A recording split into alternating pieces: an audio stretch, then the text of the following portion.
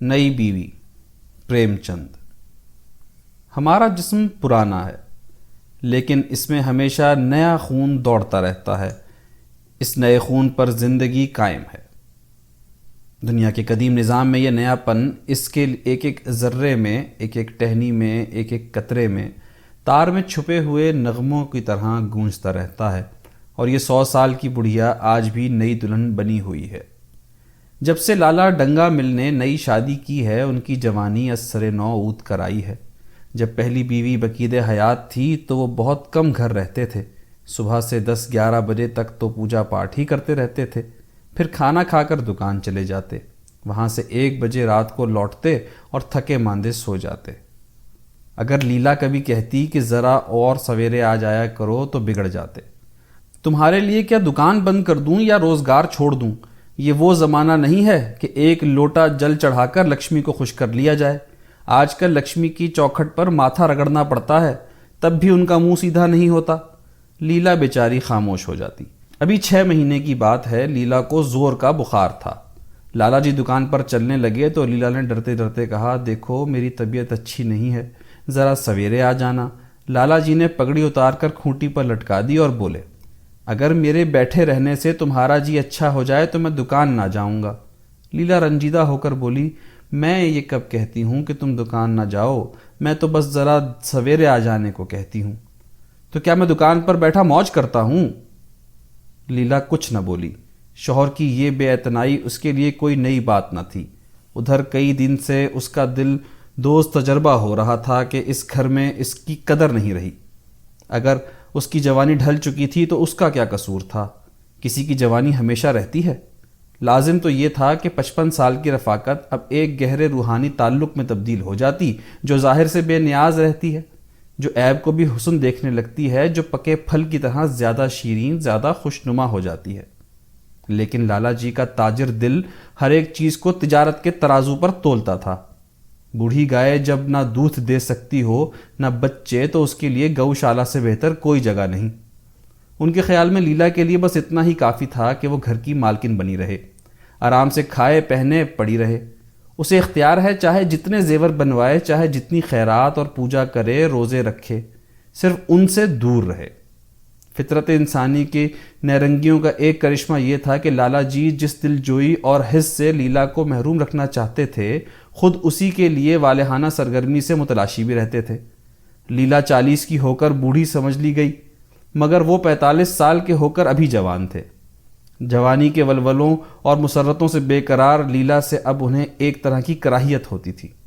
وہ غریب جب اپنی خامیوں کی حسرت ناک احساس کی وجہ سے فطری بے رحمیوں کے ازالے کے لیے رنگ و روغن کی آڑ لیتی تو وہ اس کی بلحواسی سے اور بھی متنفر ہو جاتے۔ چے خوش 7 لڑکوں کی تو ماں ہو گئیں، بال کھچڑی ہو گئے، چہرہ دھلے ہوئے فلالین کی طرح پرشکن ہو گیا، مگر آپ کو ابھی محاور اور سندور، مہندی اور اپٹن کی ہوس باقی ہے۔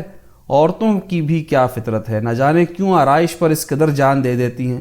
پوچھو اب تمہیں اور کیا چاہیے؟ کیوں نہیں دل کو سمجھا لیتی کہ جوانی رخصت ہو گئی اور ان تدبیروں سے اسے واپس نہیں بلایا جا سکتا؟ لیکن وہ خود جوانی کا خواب دیکھتے رہتے تھے۔ طبیعت جوانی سے سیر نہ ہوتی۔ جاڑوں میں کشتوں اور معجونوں کا استعمال کرتے رہتے تھے، ہفتے میں 2 بار خضاب لگاتے اور کسی ڈاکٹر سے بندر کے غدودوں کے استعمال سے متعلق خط و کتابت کرتے رہتے تھے۔ لیلا نے انہیں شش و پنج کی حالت میں کھڑا دیکھ کر مایوسانہ انداز سے کہا، کچھ بتلا سکتے ہو کئے بجے آؤ گے؟ لالا جی نے ملائم لہجے میں کہا، تمہاری طبیعت آج کیسی ہے؟ لیلا کیا جواب دے؟ اگر کہتی ہے بہت خراب ہے تو شاید یہ حضرت یہیں بیٹھ جائیں اور اسے جلی کٹی سنا کر اپنے دل کا بخار نکال لیں۔ اگر کہتی ہے اچھی ہوں تو بے فکر ہو کر 2 بجے رات کی خبر لائیں۔ ڈرتے ڈرتے بولی، اب تک تو اچھی تھی لیکن اب کچھ بھاری ہو رہی ہے، لیکن تم جاؤ دکان پر، لوگ تمہارے منتظر ہوں گے، مگر ایشور کے لیے 1-2 نہ بجا دینا، لڑکے سو جاتے ہیں، مجھے ذرا بھی اچھا نہیں لگتا، طبیعت گھبراتی ہے۔ سیٹھ جی نے لہجے میں محبت کی چاشنی دے کر کہا، 12 بجے تک آ جاؤں گا ضرور۔ لیلا کا چہرہ اتر گیا۔ 10 بجے تک نہیں آ سکتے؟ 11:30 بجے سے پہلے کسی طرح نہیں۔ 11 پر مصالحت ہو گئی۔ لالا جی وعدہ کر کے چلے گئے، لیکن شام کو ایک دوست نے مجرا سننے کی دعوت دے دی۔ اب بیچارے اس دعوت کو کیسے رد کرتے؟ جب ایک آدمی آپ کو خاطر سے بلاتا ہو تو یہ کہاں کی انسانیت ہے کہ آپ اس کی دعوت نامنظور کر دیں؟ وہ آپ سے کچھ مانگتا نہیں، آپ سے کسی طرح کی رعایت کا خواستگار نہیں، محض دوستانہ بے تکلفی سے آپ کو اپنی بزم میں شرکت کی دعوت دیتا ہے۔ آپ پر اس کی دعوت قبول کرنا ضروری ہو جاتا ہے۔ گھر کے جنجال سے کسے فرصت ہے؟ ایک نہ ایک کام تو روز لگا ہی رہتا ہے، کبھی کوئی بیمار ہے، کبھی مہمان آئے ہیں، کبھی پوجا ہے، کبھی کچھ۔ اگر آدمی یہ سوچے کہ گھر سے بے فکر ہو کر جائیں گے تو اسے سارے دوستانہ مراسم منقطع کر لینے پڑیں گے، اسے شاید ہی گھر سے کبھی فراغت نصیب ہو۔ لالا جی مجرا سننے چلے گئے تو 2 بجے لوٹے۔ آتے ہی اپنے کمرے کی گھڑی کی سوئیاں پیچھے کر دیں، لیکن 1 گھنٹے سے زیادہ کی گنجائش کسی طرح نہ نکال سکے۔ 2 کو 1 تو کہہ سکتے ہیں، گھڑی کی تیزی کے سر الزام رکھا جا سکتا ہے، لیکن 2 کو 12 نہیں کہہ سکتے۔ چپکے سے آ کر نوکر کو جگایا، کھانا کھا کر آئے تھے، اپنے کمرے میں جا کر لیٹ رہے۔ لیلا ان کی راہ دیکھتی، ہر لمحہ درد اور بے چینی کی بڑھتی ہوئی شدت کا احساس کرتی، نہ جانے کب سو گئی تھی۔ اس کو جگانا سوئے فتنے کو جگانا تھا۔ غریب لیلا اس بیماری سے جاں بر نہ ہو سکی۔ لالا جی کو اس کی وفات کا بے حد روحانی صدمہ ہوا۔ دوستوں نے تعزیت کے تار بھیجے، کئی دن تعزیت کرنے والوں کا تانتا بندھا رہا۔ ایک روزانہ اخبار نے مرنے والے کی قصیدہ خوانی کرتے ہوئے اس کے دماغی اور اخلاقی خوبیوں کی مبالغہ آمیز تصویر کھینچی۔ لالا جی نے ان سب ہمدردوں کا دلی شکریہ ادا کیا اور ان کی خلوص و وفاداری کا اظہار جنت نصیب لیلا کے نام سے لڑکیوں کے لیے 5 وظیفے قائم کرنے کی صورت میں نمودار ہوا۔ وہ نہیں مری صاحب، میں مر گیا۔ زندگی کی شمع ہدایت گل ہو گئی، اب تو جینا اور رونا ہے۔ تو میں ایک حقیر سا انسان تھا، نہ جانے کس کار خیر کے صلے میں مجھے یہ نعمت بارگاہ ایزدی سے عطا ہوئی تھی، میں تو اس کی پرستش کرنے کے قابل بھی نہ تھا، وغیرہ۔ 6 مہینے کی عزلت اور نفس کشی کے بعد لالا ڈنگا مل نے دوستوں کے اصرار سے دوسری شادی کر لی۔ آخر غریب کیا کرتے، زندگی میں ایک رفیق کی ضرورت تو جب ہی ہوتی ہے جب پاؤں میں کھڑے ہونے کی طاقت نہیں ہوتی۔ جب سے نئی بیوی آئی ہے، لالا جی کی زندگی میں حیرت انگیز انقلاب ہو گیا ہے۔ دکان سے اب انہیں اس قدر انہماک نہیں رہا۔ متواتر ہفتوں نہ جانے سے بھی ان کے کاروبار میں کوئی حرج واقع نہیں ہوتا۔ زندگی سے لطف اندوز ہونے کی صلاحیت جو ان میں روز بروز مزمحل ہوتی جاتی تھی، پا کر پھر سرسبز ہو گئی تھی۔ اس میں نئی نئی کونپلیں پھوٹنے لگی ہیں، موٹر نیا آ گیا ہے، کمرے نئے فرنیچر سے آراستہ کر دیے گئے ہیں، نوکروں کی تعداد میں معقول اضافہ ہو گیا ہے، ریڈیو بھی لگا دیا گیا ہے۔ لالا جی کی بوڑھی جوانی جوانوں سے بھی زیادہ پرجوش اور ولولہ انگیز ہو رہی ہے، اسی طرح جیسے بجلی کی روشنی چاند کی روشنی سے زیادہ شفاف اور نظر فریب ہوتی ہے۔ لالا جی کو ان کے احباب ان کی اس جوان طبعی پر مبارکباد دیتے ہیں تو وہ تفاخر سے انداز سے کہتے ہیں، بھائی ہم تو ہمیشہ جوان رہے اور ہمیشہ جوان رہیں گے۔ بڑھاپا میرے پاس آئے تو اس کے منہ پر سیاہی لگا کر گدھے پر الٹا سوار کر کر شہر بدر کر دوں۔ جوانی اور بڑھاپے کو لوگ نہ جانے عمر سے کیوں منسوب کرتے ہیں؟ جوانی کا عمر سے اتنا ہی تعلق ہے جتنا مذہب کا اخلاق سے، روپے کا ایمانداری سے، حسن کا آرائش سے۔ آج کل کے جوانوں کو آپ جوان کہتے ہیں؟ ارے صاحب، میں ان کے 1000 جوانیوں کو اپنی جوانی کے 1 گھنٹے سے نہ تبدیل کر دوں؟ معلوم ہوتا ہے زندگی میں کوئی دلچسپی ہی نہیں، کوئی شوق ہی نہیں۔ زندگی کیا ہے؟ گلے میں پڑا ہوا ڈھول ہے۔ یہی الفاظ وہ کچھ ضروری ترامیم کے بعد آشا دیوی کے لوہے دل پر نقش کرتے رہتے ہیں۔ اس سے ہمیشہ سنیما، تھیٹر، سیر دریا کے لیے اصرار کرتے ہیں، لیکن آشا نہ جانے کیوں ان دلچسپیوں سے ذرا بھی متاثر نہیں۔ وہ جاتی تو ہے مگر بہت اصرار کے بعد۔ ایک دن لالا جی نے آ کر کہا، چلو آج بجرے پر دریا کی سیر کرائیں۔ بارش کے دن تھے، دریا چڑھا ہوا تھا، ابر کی قطاریں بین الاقوامی فوجوں کی سی رنگ برنگی وردیاں پہنے آسمان پر قواعد کر رہی تھیں۔ سڑک پر لوگ ملار اور 12 ماسے گاتے چلے جا رہے تھے، باغوں میں جھولے پڑ گئے تھے۔ آشا نے بے دلی سے کہا، میرا تو جی نہیں چاہتا۔ لالا جی نے تادیب آمیز اصرار سے کہا، تمہاری کیسی طبیعت ہے جو سیر و تفریح کی جانب مائل نہیں ہوتی؟ آپ جائیں، مجھے اور کوئی کام کرنے ہیں۔ کام کرنے کو ایشور نے آدمی دے دیے ہیں، تمہیں کام کرنے کی کیا ضرورت ہے؟ مہاراج اچھا سالن نہیں پکاتا، آپ کھانے بیٹھیں گے تو یوں ہی اٹھ جائیں گے۔ آشا اپنی فرصت کا بیشتر حصہ لالا جی کے لیے انواع اقسام کے کھانے پکانے میں صرف کرتی تھی۔ کسی سے سن رکھا تھا کہ ایک خاص عمر کے بعد مردوں کی زندگی کی خاص دلچسپی لذت زبان رہ جاتی ہے۔ لالا جی کے دل کی کلی کھل گئی۔ آشا کو ان سے اس قدر محبت ہے کہ وہ سیر کو ان کی خدمت پر قربان کر رہی ہے۔ ایک لیلا تھی کہ کہیں جاؤں پیچھے چلنے کو تیار، پیچھا چھڑانا مشکل ہو جاتا تھا، بہانے کرنے پڑتے تھے، خواہ مخواہ سر پر سوار ہو جاتی تھی اور سارا مزہ کرکرا کر دیتی تھی۔ بولے، تمہاری عجیب طبیعت ہے، اگر ایک دن سالن بے مزہ ہی رہا تو ایسا کیا طوفان آ جائے گا، تم اس طرح میرے رئیسانہ چونچلوں کا لحاظ کرتی رہو گی تو مجھے بالکل آرام طلب بنا دو گی. اگر تم نہ چلو گی تو میں بھی نہ جاؤں گا. آشا نے جیسے گلے سے پھندا چھڑاتے ہوئے کہا, آپ بھی تو مجھے ادھر ادھر گھما کر میرا مزاج بگاڑ دیتے ہیں. یہ عادت پڑ جائے گی تو گھر کے دھندے کون کرے گا؟ لالا جی نے فیاضانہ لہجے میں کہا, مجھے گھر کے دھندوں کی ذرہ برابر پرواہ نہیں ہے, بال کی نوک برابر بھی نہیں. میں چاہتا ہوں کہ تمہارا مزاج بگڑے اور تم اس گھر کی چکی سے دور ہو اور مجھے بار بار آپ کیوں کہتی ہو. میں چاہتا ہوں تم مجھے تم کہو, محبت کی گالیاں دو, غصے کی صلاواتیں سناؤ, لیکن تم مجھے آپ کہہ کر جیسے دیوتا کے سنگھاسن پر بٹھا دیتی ہو. میں اپنے گھر میں دیوتا نہیں شریر چھوکرا بن کر رہنا چاہتا ہوں. آشا نے مسکرانے کی کوشش کر کے کہا, اے نوج, بھلا میں آپ کو تم کہوں گی؟ تم برابر والوں کو کہا جاتا ہے یا بڑوں کو؟ منیم جی نے 1 لاکھ کے گھاٹے کی پرملال خبر سنائی ہوتی تب بھی لالا جی کو شاید اتنا صدمہ نہ ہوتا جتنا کہ آشا کے ان بھولے بھالے الفاظ سے ہوا. ان کا سارا جوش, سارا ولولہ ٹھنڈا پڑ گیا, جیسے برف کی طرح منجمد ہو گیا. سر پر باقی رکھی ہوئی رنگین پھولدار ٹوپی, گلے میں پڑی ہوئی جوگیے رنگ کی ریشمی چادر, وہ تنزیب کا بیلدار کرتا جس میں سونے کے بٹن لگے ہوئے تھے, یہ سارا ٹھاٹ جیسے مضحکہ خیز معلوم ہونے لگا, جیسے سارا نشہ کسی منتر سے اتر گیا ہو. دل شکستہ ہو کر بولے, تو تمہیں چلنا ہے یا نہیں؟ میں آپ کو کب منع کرتی ہوں؟ آشا نے جیسے اندر سے زور لگا کر کہا. تم؟ اور اس کا چہرہ شرم سے سرخ ہو گیا. ہاں, اسی طرح تم کہا کرو. تو تم نہیں چل رہی ہو. اگر میں کہوں کہ تمہیں چلنا پڑے گا تب چلوں گی. آپ کے حکم کی پابندی میرا فرض ہے. لالا جی حکم نہ دے سکے. فرض اور حکیم جیسے لفظ سے ان کے کانوں میں خراش سی ہونے لگی. کھسیانے ہو کر باہر چلے. اس وقت آشا کو ان پر رحم آ گیا. بولی, تو کب لوٹو گے؟ اچھا, تو میں بھی چلتی ہوں. جس طرح کوئی ضدی لڑکا رونے کے بعد اپنی مطلوبہ چیز پا کر اسے پیروں سے ٹھکرا دیتا ہے, اسی طرح لالا جی نے رونا منہ بنا کر کہا, تمہارا جی نہیں چاہتا تو نہ چلو, میں مجبور نہیں کرتا. آپ نہیں, تم برا مان جاؤ گے. آشا سیر کرنے گئی لیکن امنگ سے نہیں. جو معمولی ساری پہنے ہوئے تھی وہی پہنے چل کھڑی ہوئی. نہ کوئی نفیس ساڑی, نہ کوئی مرصع زیور, نہ کوئی سنگار, جیسے بیوہ ہو. ایسی ہی باتوں سے لالا جی دل میں جھنجھلا اٹھتے تھے. شادی کی تھی زندگی کا لطف اٹھانے کے لیے, جھلملاتے ہوئے چراغ میں تیل ڈال کر اسے روشن کرنے کے لیے. اگر چراغ کی روشنی تیز نہ ہوئی تو تیل ڈالنے سے کیا فائدہ؟ نہ جانے اس کی طبیعت کیوں اس قدر خشک اور افسردہ ہے, جیسے کوئی اوسر کا درخت ہو کہ کتنا ہی پانی ڈالو اس میں ہری پتیوں کے درشن ہی نہیں ہوتے. جڑاؤں زیوروں کے بھرے ہوئے صندوق رکھے ہیں, کہاں کہاں سے منگوائے, دہلی سے, کلکتے سے, فرانس سے. کیسی کیسی بیش قیمت ساڑیاں رکھی ہوئی ہیں, ایک نہیں سینکڑوں, مگر صندوق میں کیڑوں کی خوراک بننے کے لیے. غریب خاندان کی لڑکیوں میں یہی عیب ہوتا ہے, ان کی نگاہ ہمیشہ تنگ رہتی ہے, نہ کھا سکیں, نہ پہن سکیں, نہ دے سکیں. انہیں تو خزانہ بھی مل جائے تو یہی سوچتی رہیں گی کہ بھلا اسے خرچ کیسے کریں. دریا کی سیر تو ہوئی مگر کچھ لطف نہ آیا. کئی ماہ تک آشا کی طبیعت کو ابھارنے کی ناکام کوشش کر کے لالا جی نے سمجھ لیا کہ یہ محرم کی پیدائش ہے, لیکن پھر بھی برابر مشق جاری رکھی.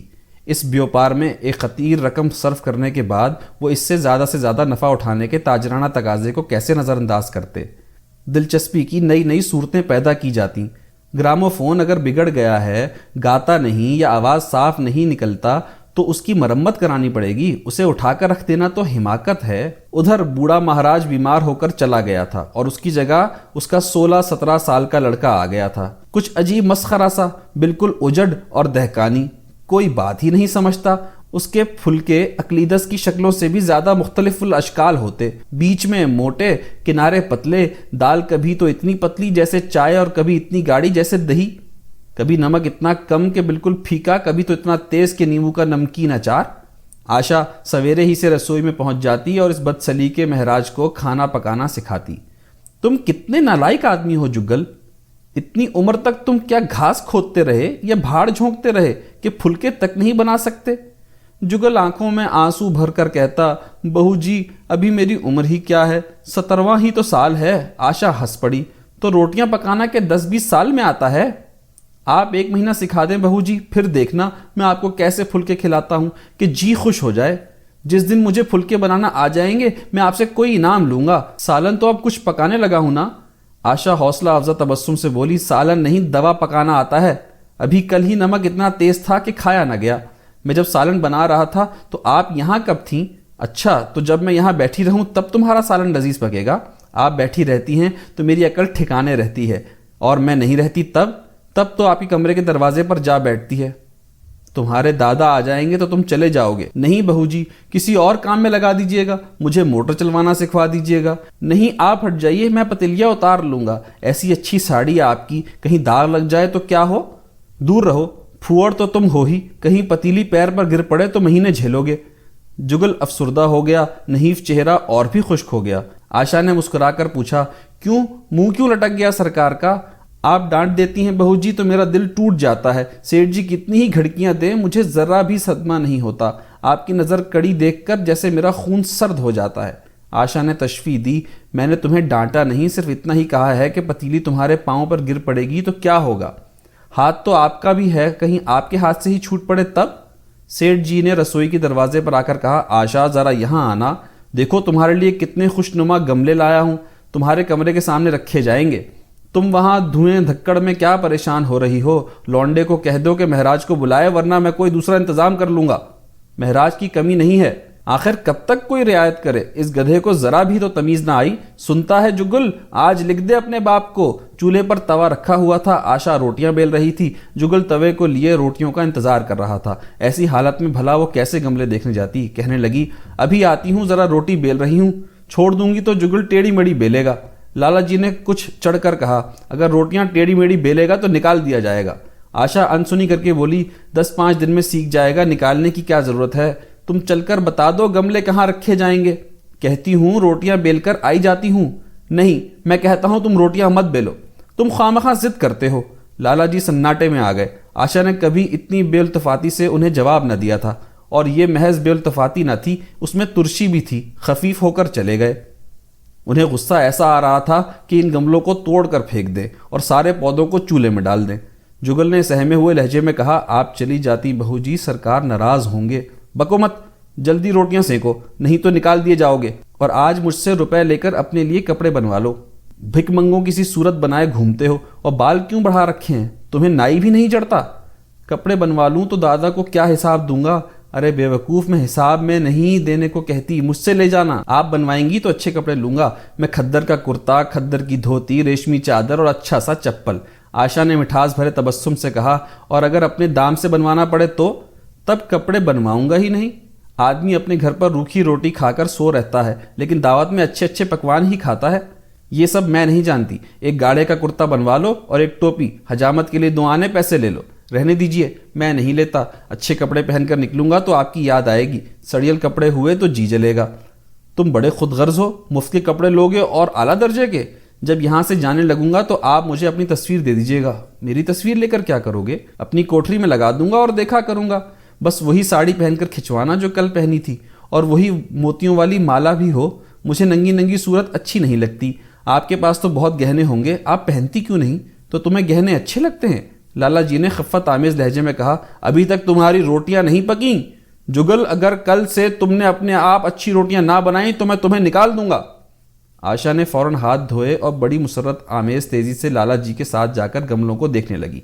آج اس کے چہرے پر غیر معمولی شگفتگی نظر آ رہی تھی، اس کے انداز گفتگو میں بھی دل آویز شیرنی تھی۔ لالا جی کی ساری خفت غائب ہو گئی، آج اس کی باتیں زبان سے نہیں دل سے نکلتی ہوئی معلوم ہو رہی تھیں۔ بولی، میں ان میں سے کوئی گملہ نہ جانے دوں گی، سب میرے کمرے کے سامنے رکھوانا۔ سب کتنے سندر پودے ہیں، واہ، ان کے ہندی نام بھی بتا دینا۔ لالا جی نے چھیڑا، سب لے کر کیا کرو گی؟ 10-5 پسند کر لو، باقی باہر باغیچے میں رکھوا دوں گا۔ جی نہیں، میں ایک بھی نہیں چھوڑوں گی، بس یہیں رکھے جائیں گے۔ حریص سہی، میں آپ کو ایک بھی نہ دوں گی۔ 10-5 تو دے دو، اتنی محنت سے لایا ہوں۔ جی نہیں، ان میں سے ایک بھی نہیں ملے گا۔ دوسرے دن آشا نے اپنے کو زیوروں سے خوب آراستہ کیا اور فیروزی ساڑی پہن کر نکلی تو لالا جی کی آنکھوں میں نور آ گیا۔ اب ان کی عاشقانہ دلجوئیوں کا کچھ اثر ہو رہا ہے ضرور، ورنہ ان کے بار بار تقاضا کرنے پر، منت کرنے پر بھی اس نے کوئی زیور نہ پہنا تھا۔ کبھی کبھی موتیوں کا ہار گلے میں ڈال لیتی تھی، وہ بھی بے دلی سے۔ آج ان زیوروں سے مرسا ہو کر وہ پھولی نہیں سماتی، اتراتی جاتی ہے، گویا کہتی ہے، دیکھو میں کتنی حسین ہوں، پہلے جو کلی تھی وہ آج کھل گئی ہے۔ لالا صاحب پر گھڑوں کا نشہ چڑھا ہوا ہے، وہ چاہتے ہیں ان کے احباب و اعضاء آ کر اس سونے کی رانی کے دیدار سے اپنی آنکھیں روشن کریں، دیکھیں کہ ان کی زندگی کتنی پر لطف ہے۔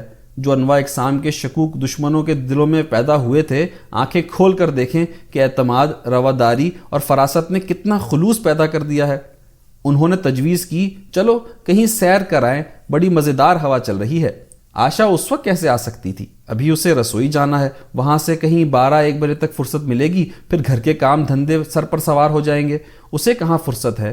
پھر کل سے اس کے کلیجے میں کچھ درد بھی ہو رہا ہے، رہ رہ کر درد اٹھتا ہے، ایسا درد کبھی نہ ہوتا تھا، رات نہ جانے کیوں درد ہونے لگا۔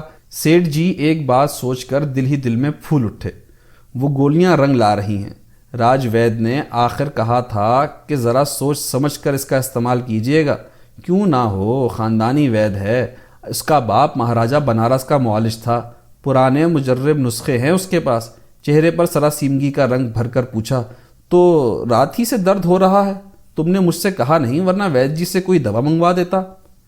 میں نے سمجھا تھا کہ آپ اچھا ہو جائے گا، مگر اب بڑھ رہا ہے۔ کہاں درد ہو رہا ہے؟ ذرا دیکھوں تو، کچھ آماس تو نہیں ہے؟ سیٹھ جی نے آشا کی آنچل کی طرف ہاتھ بڑھایا۔ آشا نے شرما کر سر جھکا لیا اور بولی، یہی تمہاری شرارت مجھے اچھی نہیں لگتی، جا کر کوئی دوا لا دو۔ سیٹھ جی اپنی جوان مردی کا یہ ڈپلومہ پا کر اس سے کئی زیادہ محظوظ ہوئے جتنا شاید رائے بہادری کا خطاب پا کر ہوتے۔ اپنے اس کار نمایاں کی داد لیے بغیر انہیں کیسے چین ہو جاتا؟ جو لوگ ان کی شادی سے متعلق شبہ آمیز سرگوشیاں کرتے تھے، انہیں زک دینے کا کتنا نادر موقع ہاتھ آیا ہے۔ پہلے پنڈت بھولا ناتھ کے گھر پہنچے اور بادل دردمند بولے، میں تو بھائی سخت مصیبت میں مبتلا ہو گیا ہوں، کل سے ان کے سینے میں درد ہو رہا ہے، کچھ عقل کام نہیں کرتی، کہتی ہیں ایسا درد کبھی پہلے نہ ہوا تھا۔ بھولا ناتھ نے کچھ زیادہ ہمدردی کا اظہار نہیں کیا، بولے، ہوا لگ گئی ہوگی اور کیا۔ سیٹھ جی نے ان سے اختلاف کیا، پنڈت جی ہوا کا افسانہ نہیں ہے، کوئی اندرونی شکایت ہے، ابھی کمسن ہے نا، راج وید سے کوئی دوا لے لیتا ہوں۔ میں تو سمجھتا ہوں آپ اچھا ہو جائے گا۔ آپ بات نہیں سمجھتے، یہی آپ میں نقص ہے، آپ کا جو خیال ہے وہ بالکل غلط ہے، مگر خیر دوا لا کر دیجئے اور اپنے لیے بھی دوا لیتے آئیے گا۔ سیٹھ یہاں سے اٹھ کر اپنے دوسرے دوست لالا پھاگ مل کے پاس پہنچے اور ان سے بھی قریب انہی الفاظوں میں پرملال خبر کہی۔ پھاگ مل بڑا شودا تھا، مسکرا کر بولا، مجھے تو آپ کی شرارت معلوم ہوتی ہے۔ سیٹھ جی کی باتیں کھل گئیں، میں اپنا دکھ سنا رہا ہوں اور تمہیں مذاق سوچتا ہے؟ ذرا بھی انسانیت تم میں نہیں ہے۔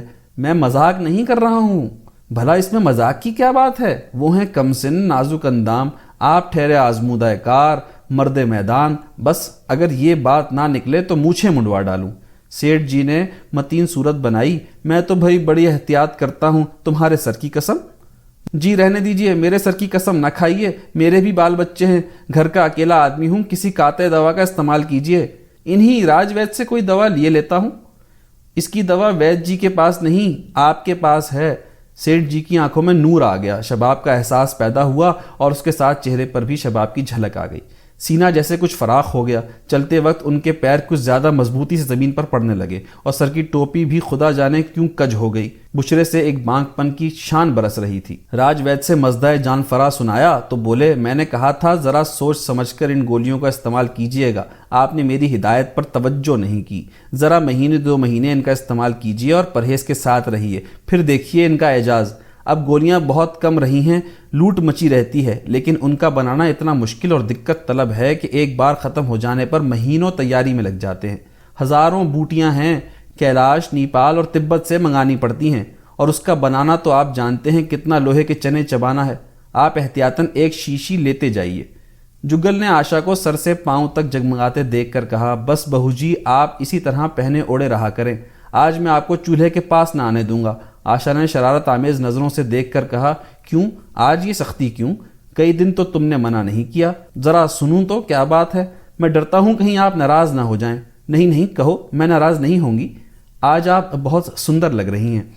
لالا ڈنگا مل نے سینکڑوں ہی بار آشا کے حسن و انداز کی تعریف کی تھی، مگر ان کی تعریف میں اسے تسنے کی بو آتی تھی۔ وہ الفاظ ان کے منہ سے کچھ اس طرح سے لگتے تھے جیسے کوئی ہجڑا تلوار لے کر چلے۔ جگل کے ان الفاظ میں ایک کیف تھا، ایک سرور تھا، ایک ہیجان تھا، ایک اضطراب تھا۔ آشا کے سارے جسم میں رشا آ گیا، آنکھوں میں جیسے نشہ چھا گیا۔ تم مجھے نظر لگا دو گے، اس طرح کیوں گھورتے رہتے ہو؟ جب یہاں سے چلا جاؤں گا تو تب آپ کی بہت یاد آئے گی۔ روٹی بنا کر تم کیا کرتے ہو؟ دکھائی نہیں دیتے؟